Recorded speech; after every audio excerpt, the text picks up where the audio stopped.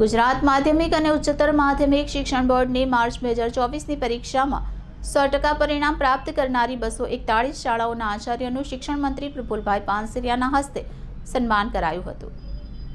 સુરત જિલ્લા શિક્ષણ અધિકારી કચેરી અને સુરત સ્વનિર્ભર શાળા સંચાલક મંડળ દ્વારા ગુજરાત માધ્યમિક અને ઉચ્ચતર માધ્યમિક શિક્ષણ બોર્ડની માર્ચ 2024ની પરીક્ષામાં 100% પરિણામ પ્રાપ્ત કરનાર કુલ 241 શાળાઓના આચાર્યોનું શિક્ષણ મંત્રી શ્રી પ્રફુલભાઈ પાનસેરિયાના હસ્તે સન્માન કરાયું। આ અવસરે શ્રી ડીએસ પટેલ, શ્રી જયેશ પટેલ, શ્રી અરુણકુમાર અગ્રવાલ ઉપસ્થિત રહ્યા હતા।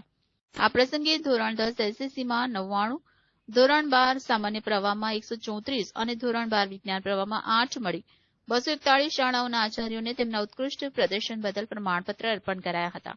આ અવસરે શિક્ષણ મંત્રીશ્રીએ શિક્ષકોના સમર્પણ અને મહેનત બદલ સૌના સહિયારા પ્રયાસોની પ્રશંસા કરી હતી। તેમણે શિક્ષણ સમુદાયને શ્રેષ્ઠતા માટે પ્રયત્નશીલ રહેવા અને રાજ્યની શૈક્ષણિક સિદ્ધિઓમાં યોગદાન આપવા માટે પ્રેરણા આપી હતી। શિક્ષણ ક્ષેત્રમાં વધુ પ્રગતિને પ્રોત્સાહન આપવા માટે એક ઉત્કૃષ્ટ વિચાર તરીકે બિરદાવી અને ભવિષ્યમાં પણ શિક્ષણ ક્ષેત્રે આવા સકારાત્મક અભિગમ સાથે આગળ વધવાનો અનુરોધ કર્યો। રાષ્ટ્રના નિર્માણ માટે ઉત્તમ નાગરિકોના નિર્માતા અને સમાજના ઘડવૈયા એવા શિક્ષકોને શ્રેષ્ઠ પ્રદાન માટે પણ અભિનંદન પાઠવ્યા હતા।